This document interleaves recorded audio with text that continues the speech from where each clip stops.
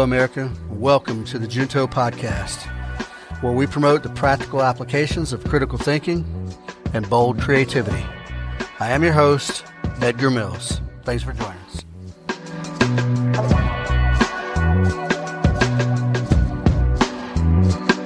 Hello, America. Welcome to episode 28 of the Junto Podcast. Thank you all so much for sticking with me. And thank you for those who have given the feedback. It is much, much appreciated. And that's it. So today, what are we talking about? Well, we're going to revisit a topic that I've talked about before last year when I don't know, it's one of my early episodes, but we're going to readdress some things on multiculturalism in America. The pros and cons. What are the pros and cons of all this multiculturalism and this welcoming anyone and everyone with open arms, unchecked, and things like that? How does it affect our society and our culture and our politics? Or does it? I don't know. And as always, we're going to look at this through the libertarian lens, that where libertarians value freedom, individuality, that kind of thing. We're going to look through sort of an objectivist lens, which focuses on proof and demands reason. And then we're going to look at it through Christian principles in reference to sort of justice and individual dignity and that kind of thing. Now, what's my bottom line? Those of you that know me kind of know my bottom line is individualism kind of cuts through all the noise, and individualism lets us build real connections in the midst of all this diversity and all these different backgrounds and different people from different places and different ethnicities and different belief systems.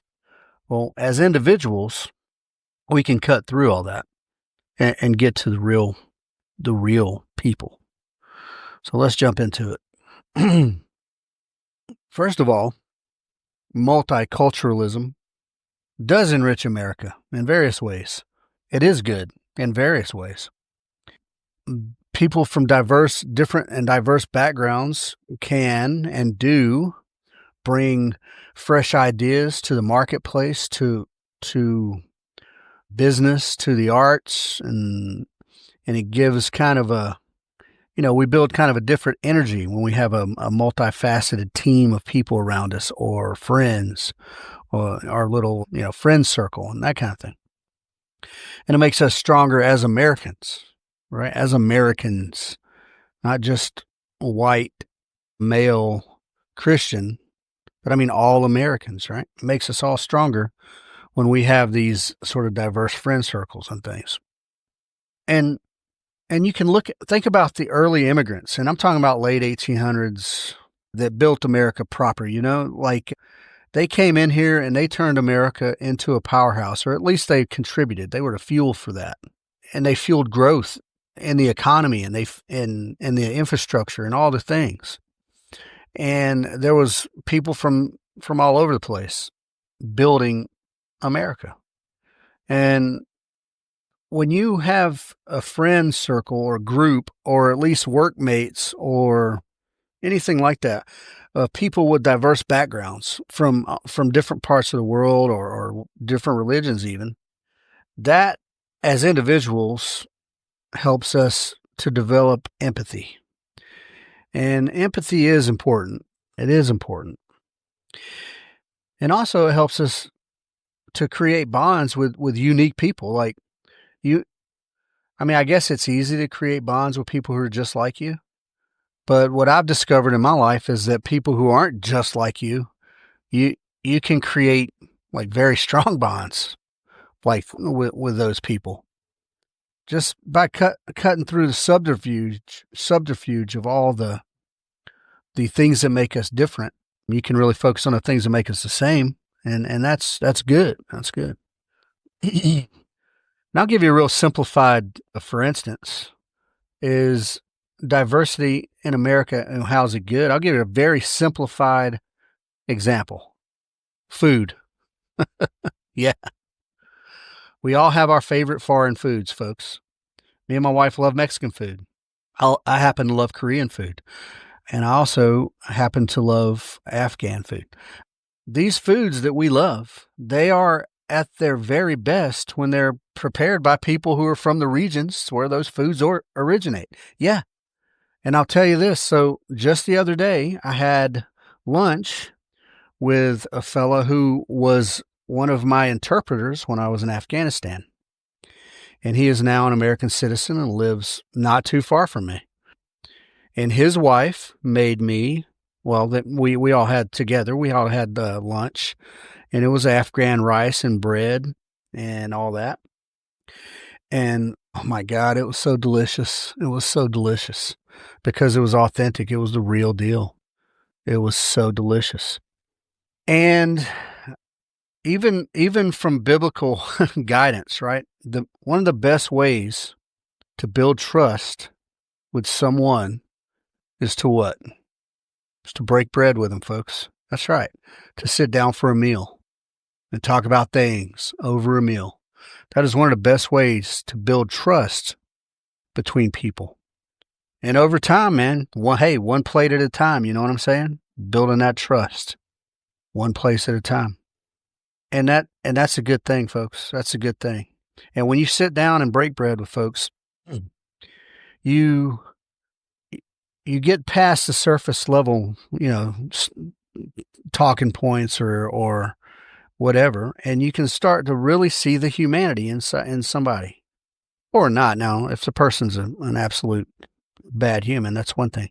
But generally speaking, folks, sit down and have lunch with someone, have dinner with someone, really break bread with them, and you see their humanity. You can see the things that make these people good, and then you can relate to it, and that's it. Now, in order to do that, everything starts with being a strong individual, and I don't really mean physical strength. I mean in character, that you know who you are, and you're at peace with your personality and your spirituality and your demons and all these things, that you are a strong, autonomous individual. And then that expands out to communities. Yeah. And then if your community reaches out to nourish this multiculturalism and these different humans, and not isolate or reject, but reach out, yeah, you can build strong communities that way. Now, there's going to be some key words that I use here later, but just understand, it's not that hard to drop your facade or your tribal friggin' whatever and talk to someone who's different than you. But mixing these cultures, right? I've been around the world. I've been to many countries. I don't know, probably maybe 60 or 70 countries. And I've seen different traditions and different daily habits, life habits in different places and different things. I've eaten a lot of different food and things like that. That stuff really can spark creativity, for one, to go out and experience these other places and see the uniqueness of it.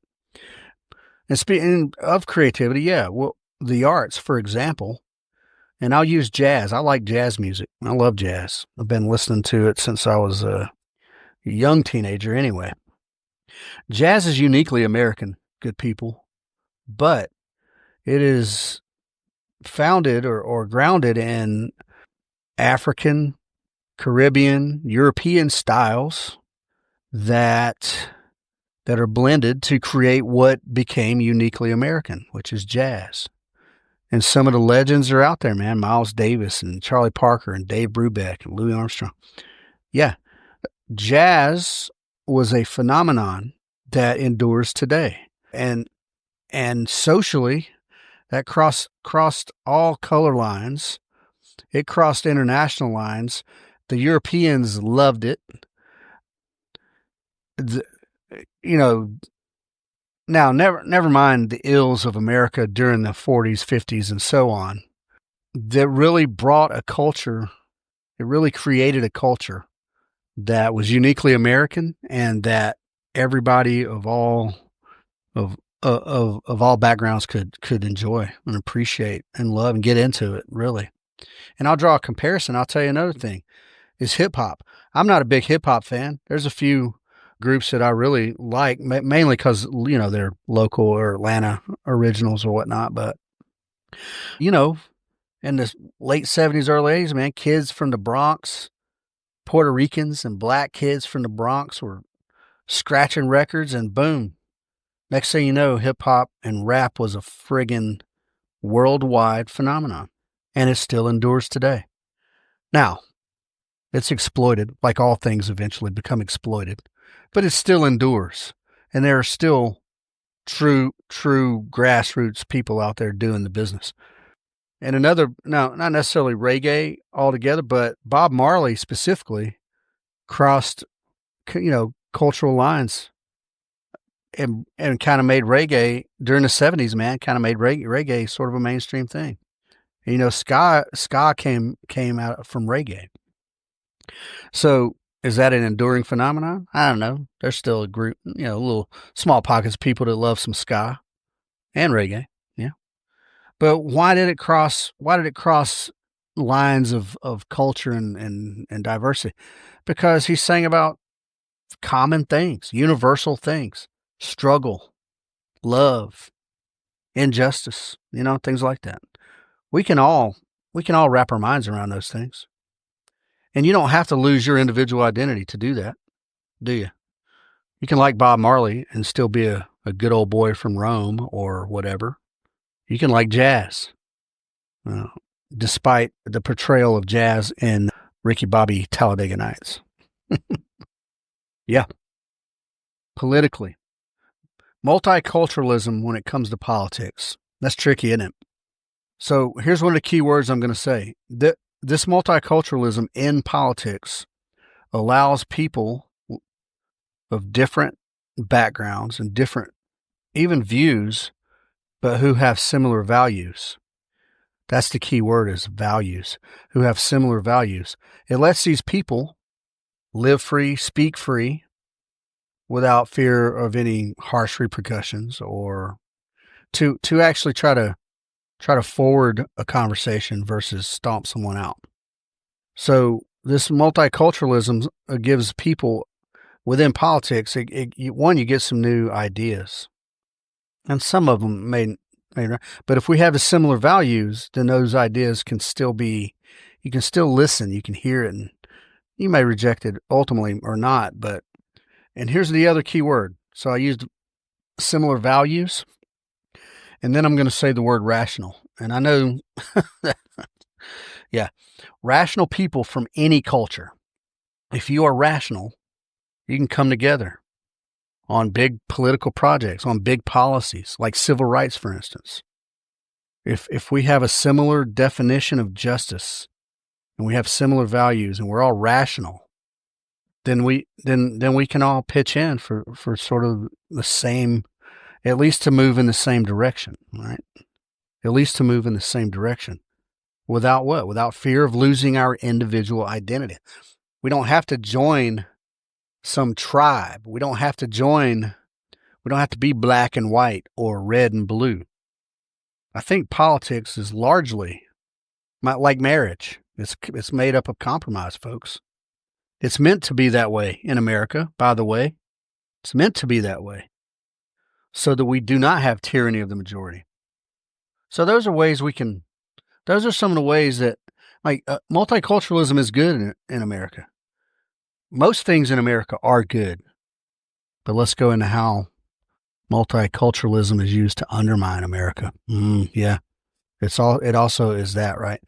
It ain't all rainbows and unicorns and chocolate rivers, folks. It ain't that at all. Multiculturalism, when exploited, wreaks absolute havoc and chaos. Yep. We see it on the Twitters or X and the news every damn day. We see it. And it splits us it divides us up into various warring tribes identified by whatever identity, whatever groupthink, whatever that is. And it kills off that which is truly America, folks. It kills it. Multiculturalism doesn't kill it. The exploitation of it does. Yeah. Because what is America? It's meant to be liberty and justice for all. Yeah, that sounds simplistic, but that's what it's meant to be. It took us a long time to even get close to that. And the closer we got, the more people started exploiting. And they apply these group labels. And you fit in this group or that group. And then it exacerbates. Well, it just outright fabricates mistrust and long-held grudges and beefs that keeps people apart. That keeps people from coming together. Because Lord knows, there's nothing wrong. The multiculturalism is not the problem. It's the exploitation of. And that's the case with just about everything. And largely, folks, I'm going to go ahead and say it's political exploitation. But there are people, civilian, these nonprofits out there who profit off the division. Good people. Yeah. There's some colleges out there that advocate for separate dorm rooms by ethnicity, color, and they try to couch it. They say it. It sounds very supportive. Sounds very like, they safe space, blah blah. But all it does is divide, builds division, literal division and literal isolation. Instead of providing a genuinely safe connection point, you are now walking around college segregated. And then you got the colleges pushing this madness, and you got black students out there. I'm not going to talk to any non-melanated people because they're exploiting me. You got crazy shit like that goes on all across institutes of higher learning. And I say that tongue in cheek, folks. Institutes of higher learning. And then they make assimilation, they make that a dirty word. You can't, the culture must bend to you as your group, whatever that group is. It's unfathomable that you assimilate to the culture that you are a part of. Yeah. I think colleges have a lot of blame. They take a lot of that blame along with the politicians. Diversity quotas, folks, things like that, this DEI madness and all these, that shoves merit aside. You no longer, it's not a matter of whether you're good at a thing or you're the best at XYZ. It just, your skill, the things you go to school to learn or whatever, are all set aside for a list of check boxes. And that turns genuine free exchange into just fake performative parades.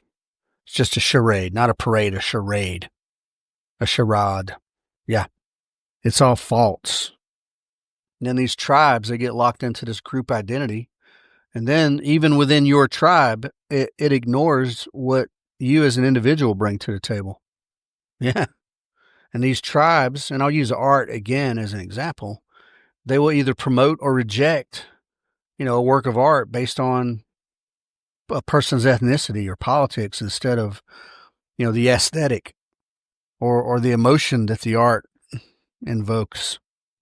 When you look at a piece of art, now I happen to know about some of the older great, artists of the past, but if you're standing in a building, an art museum, and or an art gallery or studio, and you're looking at a piece of art, but you have no idea who painted it or drew it or whatever, and you just let the art speak to you, and you get moved emotionally, and you see all the colors and the things, and it reminds you, it puts you in a place, and you either have some feelings of nostalgia or romanticism, or you're looking at it and you're over, you have a sense of like joy, like this feels right. And then you find out that the artist is, I don't know, someone of a different color or religion. And then you somehow no longer feel those same things about the art. Did the art change? No, not at all. Not at all. So that stuff doesn't make any sense, does it? Merit. Was it good art? I mean, really, that's it.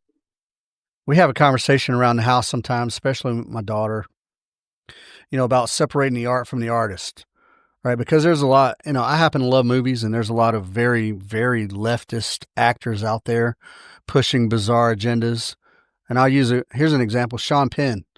Man, I like so many movies that guy's in are just good. Really just good. And I'm thinking from the State of Grace, I want to say that one. If you remember Bad Boys, the original, not with Will Smith and Martin Lawrence.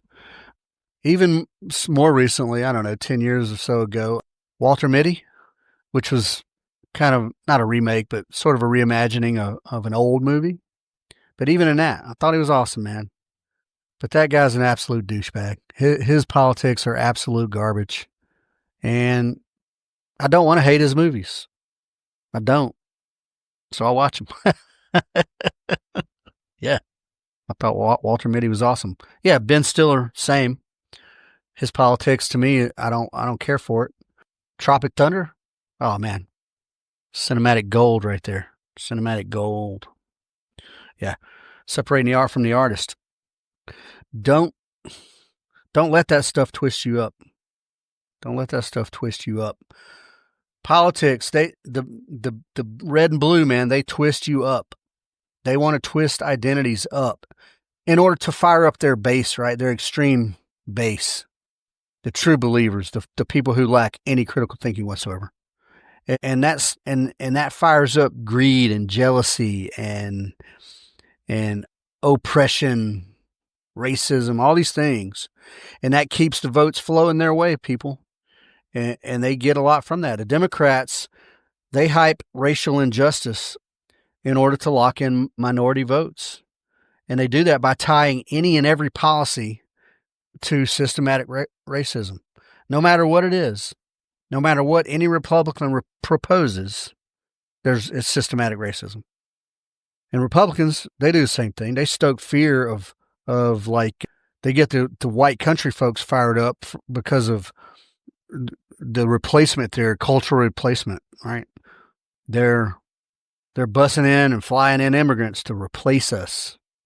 And that might be a legitimate goal of extreme Democrats. Who knows? But practically speaking, that ain't never going to happen. If you play it out long enough, maybe. But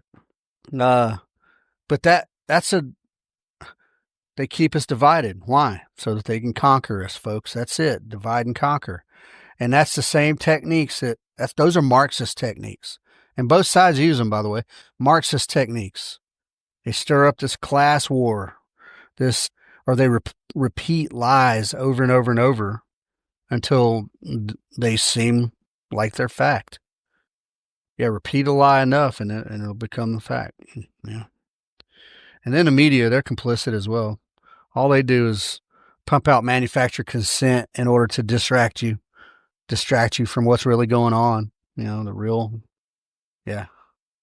And they are very complicit in turning neighbors into enemies, the media.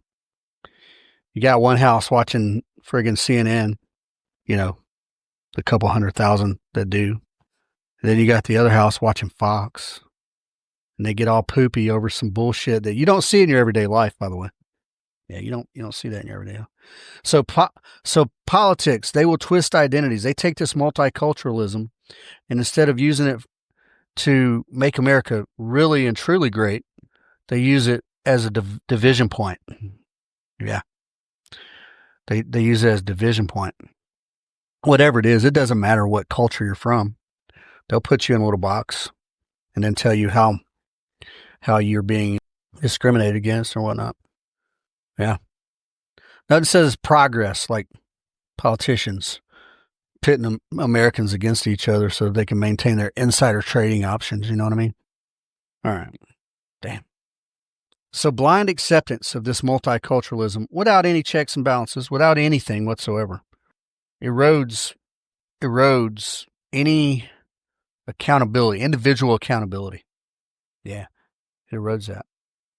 Once you're in a group, you're no longer responsible for your individual actions. That's the working model right now. Yeah, once you're in a group, and I point to Antifa.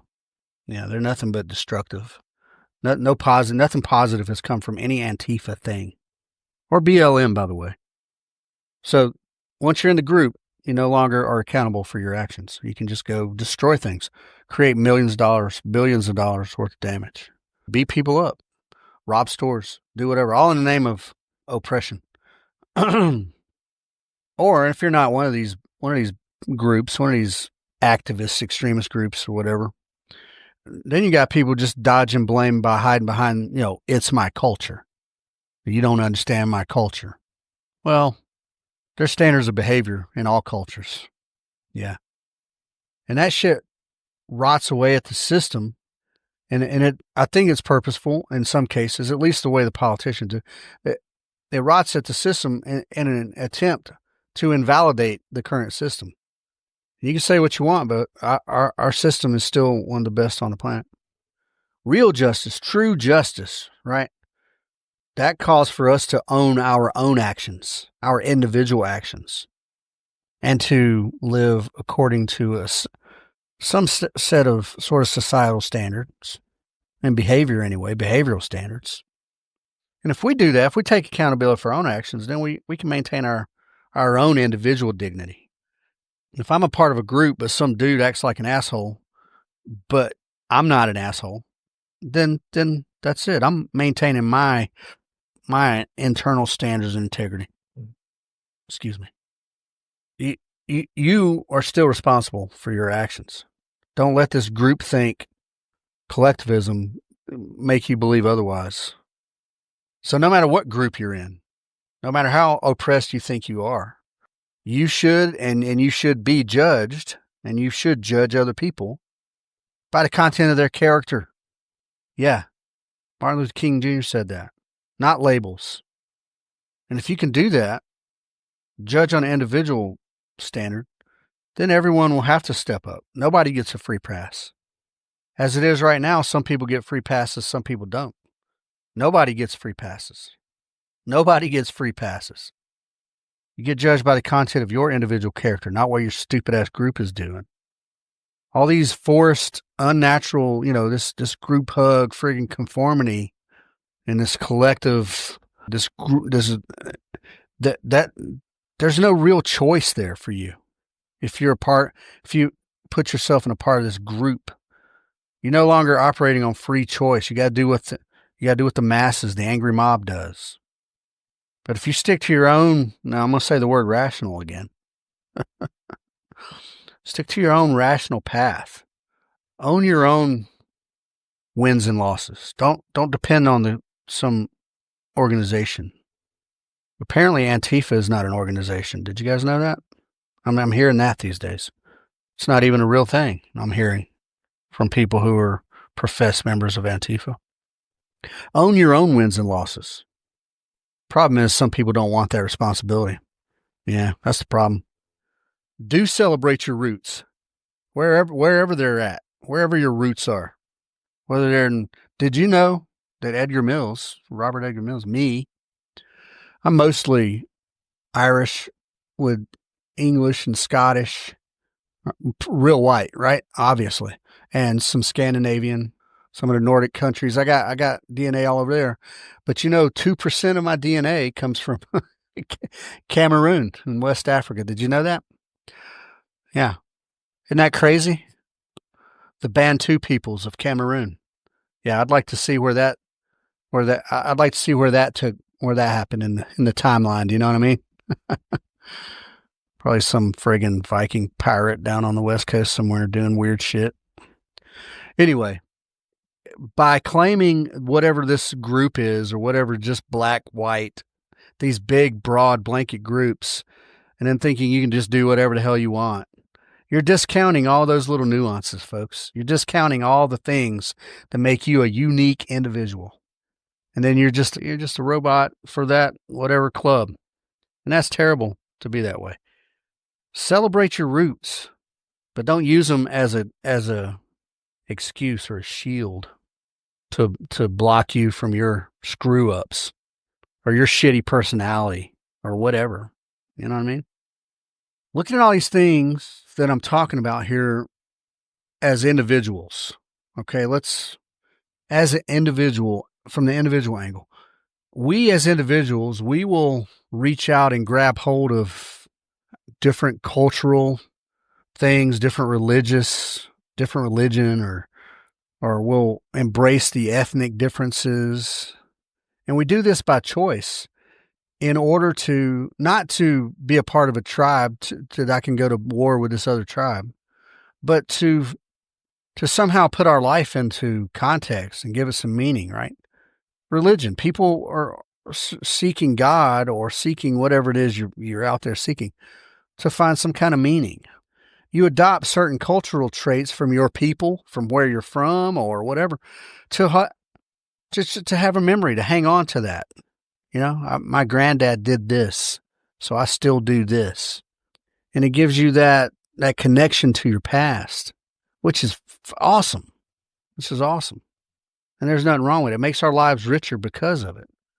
But we just don't need the drama of the collectivism. If we can individually do those things and reach out and then own it, right? I am this. This is what I am. This is who I am. And that doesn't mean you can't be who you are. You see what I mean? I'm not trying to shit on who you are, so don't shit on who I am. We should embrace variety. That's the spice of life, folks. I've said that my whole life. Variety. But embrace that variety for sure, but smash any attempt at exploitation of that variety, any propaganda that turns that variety toxic. And recognize when that's happening, folks. I'll tell you, you know who recognized that happening? Malcolm X recognized that happening. He went through a very interesting process as an adult in his critical thinking journey.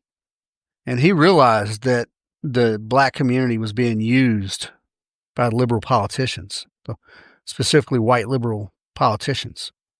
And he warned the black community about it. And then he got murdered. But I don't understand how, especially in the black community, you can latch on to some bullshit BLM whatever and completely discount one of the most famous icons of the civil rights. I mean, who is it? Martin Luther King Jr. or Malcolm X?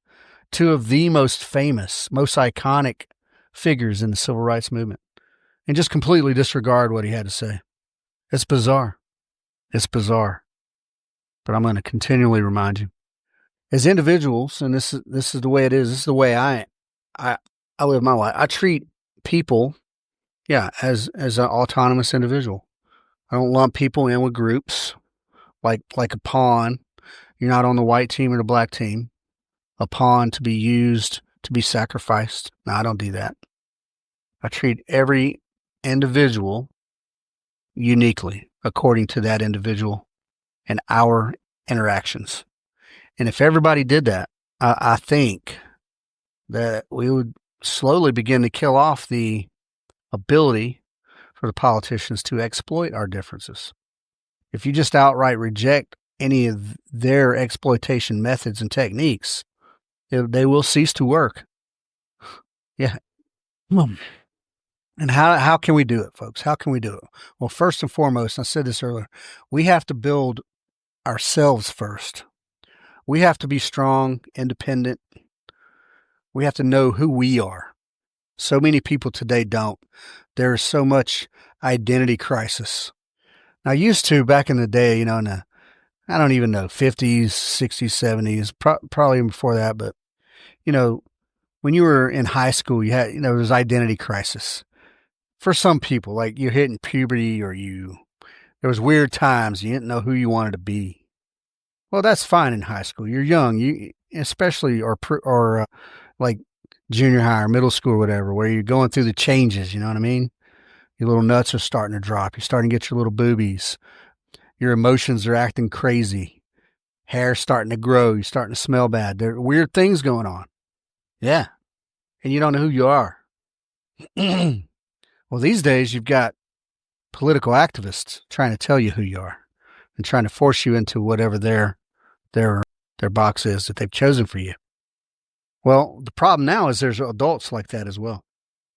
Now, there's whole books and websites and whole industries built about helping you find out who you are. That's beyond the scope of this podcast. But you got to do it, folks. You got to find out who you are and what you believe. And then be that. Strengthen yourself. And then, well, check this out. Love yourself. And once you love yourself, guess what? Then you can build your crew. You can love your crew, the people in your immediate vicinity, your immediate family, or your close friends. And once you can love them unconditionally and accept them for who they are, then guess what? Then you can open up to the broader community. Then you can start looking at people as autonomous individuals, and then you can start to develop relationships with these other people. You're confident in yourself. You're good to go, right? So you don't have to be nervous, or you don't have to dance around issues or walk on eggshells. And then you can start to build your community from a place of respect. Yeah, mutual respect. Not trying to down talk somebody for believing this or that or the other, but just a general individual respect. Yeah. It's crazy, isn't it? So you have that individual freedom to be who you are.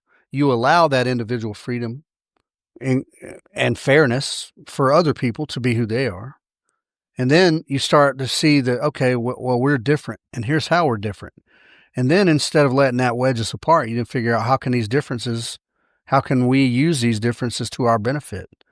Right? We might not go to the same church or whatever, but maybe we both like a thing, whatever thing that is, whether it's, I don't know, shooting guns or drinking coffee, watching movies, or PT, working out, you know what I mean? Things like that.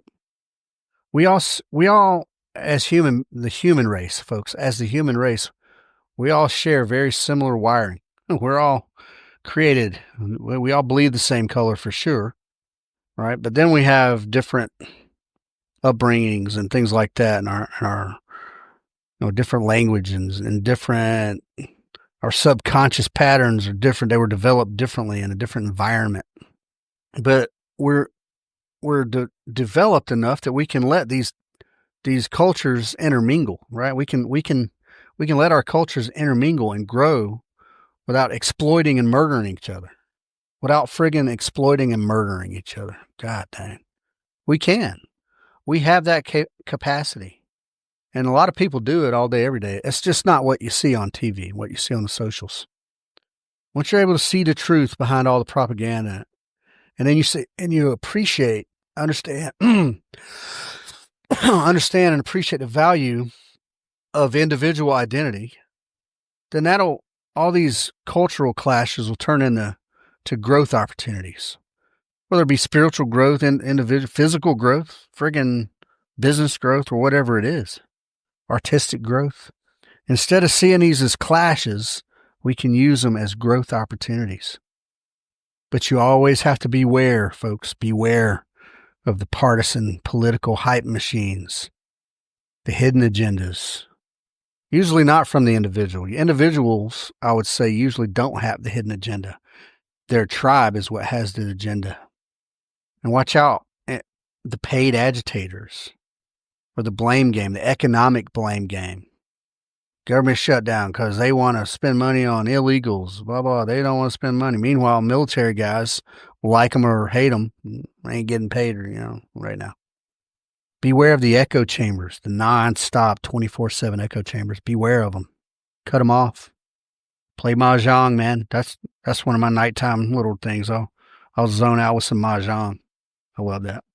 It's like a little memory game. Well, all these things keep us split on purpose. Yeah, for a very distinct purpose. They keep us split so that we can't come together and create a better way. Call it out, folks. Call it out. Be an eagle eye. Be an osprey. Have the eyes of an osprey and the claws, the talons of an osprey. Yeah, call that shit out. Swoop down on it.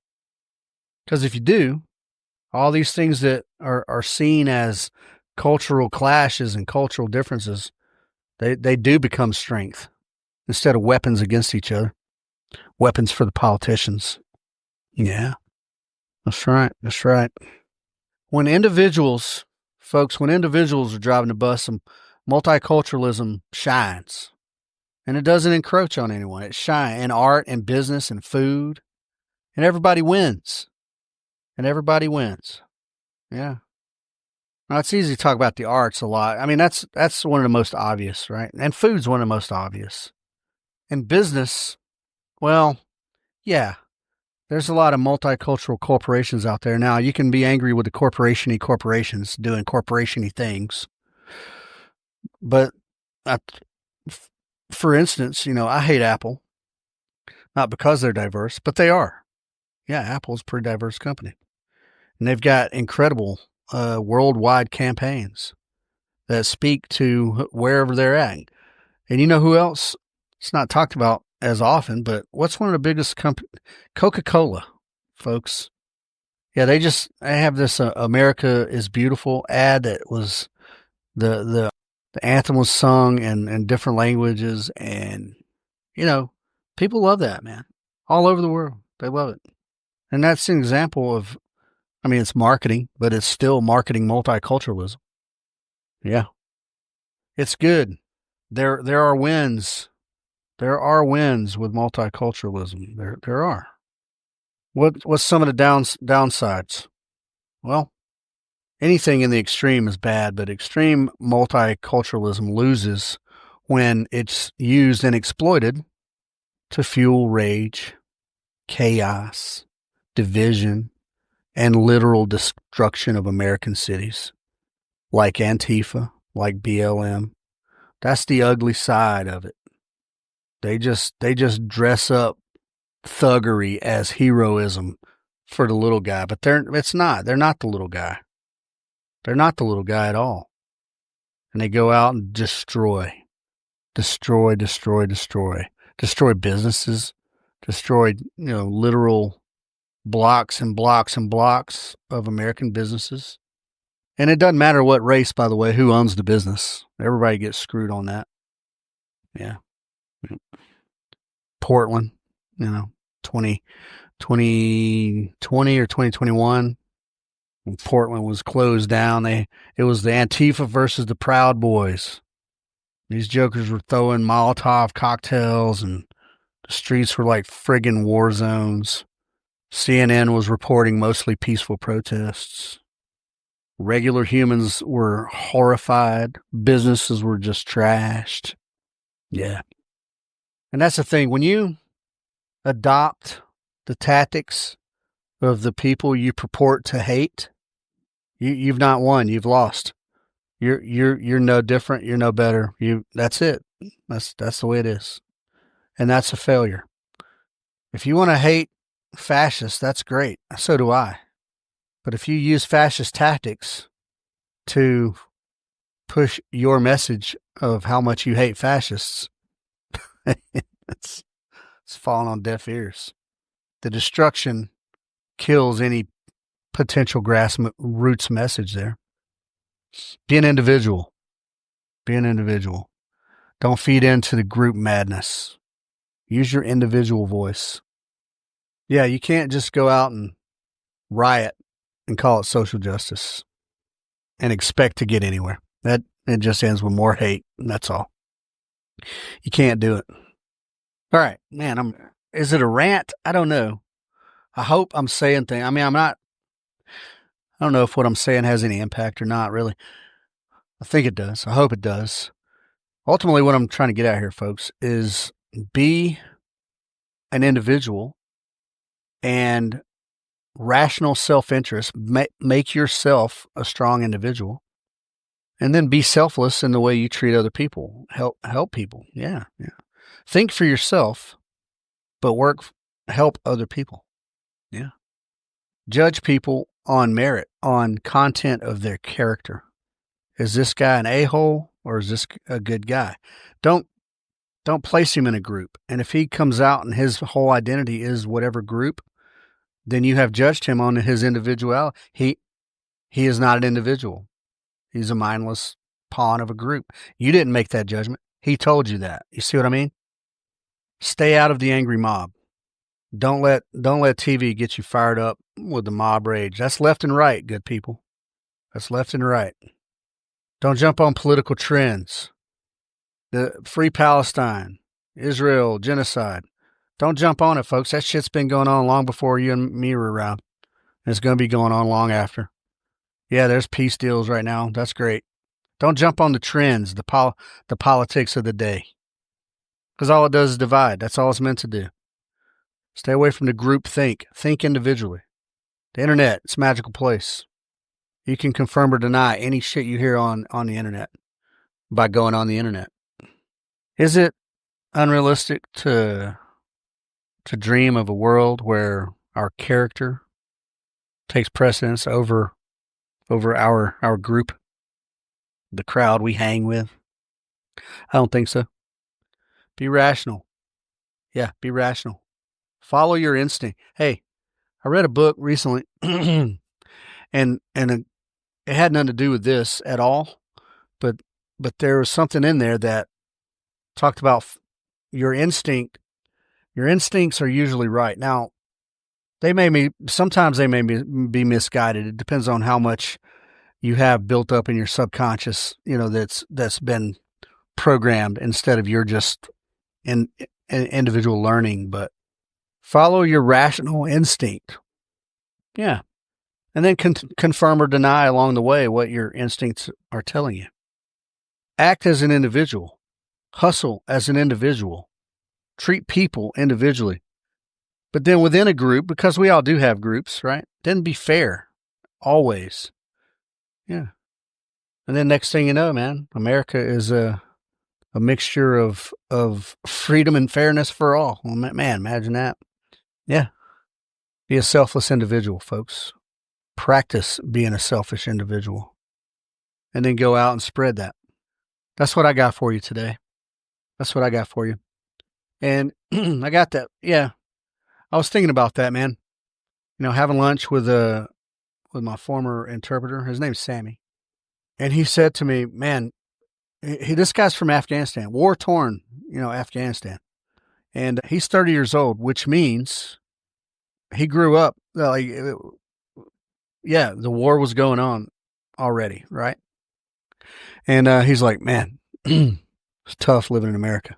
I was like, man, damn, really? I mean, yeah, it's tough, man. Because he's still trying to grab hold. He's trying to understand the culture, and he's got friends and things like that. And his wife's got a good job a unique job, and he's got a beautiful little daughter, and she's fully American, and it's awesome. And she's beautiful, and yeah, it just struck me that like multiculturalism, it is good. Cause going over and taking my shoes off and going into Sammy's house and sitting down in the floor and having proper Afghan rice and bread and just talking about life. Yeah. Multiculturalism is good, and it can be great if we judge people on an individual basis and we act as an individual autonomous human. Yep. That's it, folks. Thanks for listening to my rant. All right, so what's going on? We got stuff coming up. I think in 2 weeks, maybe, we've got the Macabre match. That's a 2-gun match. In November, we got the Fall of the Wall 2-gun match. In November, we have a 2-day land navigation course, which there's plenty of space for, good people. And then in December, we have a 3-day land navigation course challenge. And that one, there's probably 2 seats. Potentially there's 2 seats open for that. So if you want to really be challenged and you want to do an overnighter in the woods armed with some high quality land navigation knowledge, go ahead and check it out. So the land navigation stuff you can find at twoteamguys.com. And you can also find it on my other page along with all the shooting stuff on ospreyshootingsolutions.com. And then, of course, folks, the podcast. You can find all my blogs and the latest 3 podcasts on thejuntopodcast.com. And then, of course, we're on all the other platforms. So please share it with your friends. And please give me your feedback, good people. Please, I don't care where you drop it at, on Spotify or whatever I'll get the message. Please give me your feedback. If you think I need to go in and be more detailed, be more in depth on the things I deliver, please do. Please let me know that. If you have some topics that you'd like like to that you think need to be talked about, please let me know what they are, because I'm happy to research and get on them. And yeah, that's it, folks. Other than that, I appreciate all of you, and be good. Have good manners with other people. Yeah, treat people nice. All right. I love you guys. Take care.